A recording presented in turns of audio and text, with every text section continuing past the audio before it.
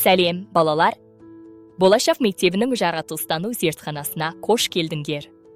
Бүгін біз жер планетасын 3 голограмма арқылы зерттейміз. Алдарында ауада қалқып тұрған жердің үлкен голограммасы тұр. Оның қалай айналып тұрғанын анық көре аласыңдар. Жер өз осымен 24 сағатта бір айналады. Сондықтан күн мен түн ауысып отырады.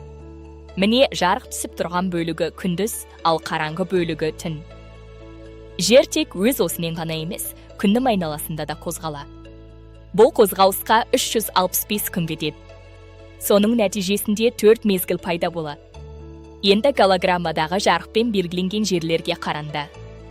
Бұл 7 материк: Азия, Африка, Солтүстік Америка, Оңтүстік Америка, Еуропа, Австралия және Антарктида. Жердің көк түспен көрініп тұрған бөлігі мұхитта. Жер бетінің 70% судан тұрады. Сондықтан жерді көк планета деп атайды. Қазір голограмма жердің ішкі құрылымын көрсетеді. Сыртқы қабаты жер қыртысы.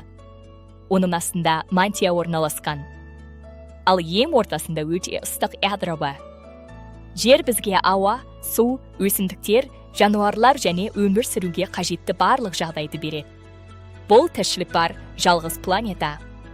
Балалар, табиғатты қорғау, жерді қорғау деген сөз. Біз өз планетамызды таза ұстап, оның байлығы мен сұлулығын сақтауға міндеттіміз. Бүгін біз жердің қозғалысы, құрылысы, материктері және мұхиттары туралы білдік. Голограмма арқылы бәрін өз көздерімен көру ерекше мүмкіндік. Келесі сабақта біз күн жүйесіндегі басқа планеталарға да саяхат жасаймыз. Жер біздің ортақ үйіміз. Оны қорғау әрқайсымыздың қолымызда.